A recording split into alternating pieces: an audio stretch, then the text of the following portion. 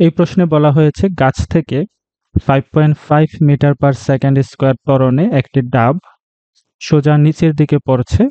যদি বাতাসের বাধা 8.6 নিউটন হয় তবে ডাবটির ওজন কত হবে? প্রশ্নটির সমাধান করার জন্য আমরা এখানে একটি চিত্র দেখাচ্ছি যে এই গাছ থেকে নিচের দিকে একটি ডাব পড়ছে এবং প্রশ্নে বাতাসের বাধা দেওয়া আছে 8.6 নিউটন। আমরা বাতাসের বাধাকে স্মল f দিয়ে এখানে প্রকাশ করছি। যেহেতু বাতাসের বাধা এটি গতির বিপরীত দিকে কাজ করছে, এজন্য ডাব নিচের দিকে পড়ছে কিন্তু বাতাসের বাধাটি ঊর্ধ্বগামী হচ্ছে এখানে। এরপর ডাবের ওজন আমরা W দিয়ে প্রকাশ করছি, নিচের দিকে ক্রিয়ারত, এবং ডাবের ত্বরণ হচ্ছে A, এটিও নিচের দিকে ক্রিয়ারত।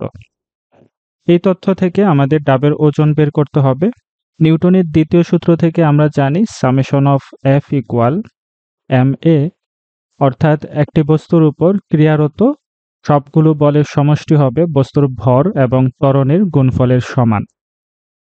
এখানে যদি আমরা দেখি দুটি বল ক্রিয়ারত আছে, ডাবের ওজন নিচের দিকে এবং বাতাসের বাধা উপরের দিকে।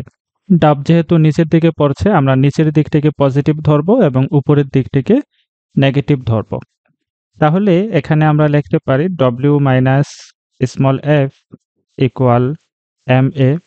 বাতাসের বাধা যেহেতু উপরের দিকে কাজ করছে, এজন্য আমরা এটিকে নেগেটিভ ধরলাম এখানে।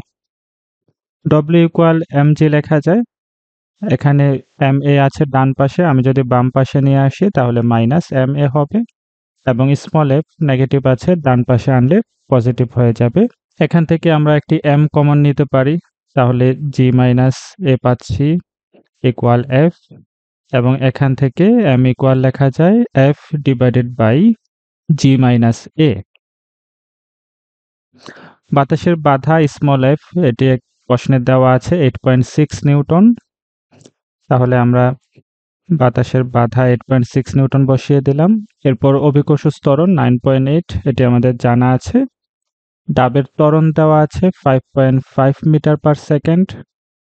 আমরা যদি ক্যালকুলেটর ব্যবহার করি তাহলে ডাবের ভর পাচ্ছি 2 কেজি। এখন যদি আমরা ডাবের ওজন বের করতে চাই, ডাবের ওজন হচ্ছে W ইকুয়াল mg লেখা যায়। ডাবের ভর আমরা পেলাম 2 কেজি এবং অভিকর্ষ ত্বরণ 9.8। এখান থেকে আমরা ডাবের ওজন পাচ্ছি 19.6 নিউটন।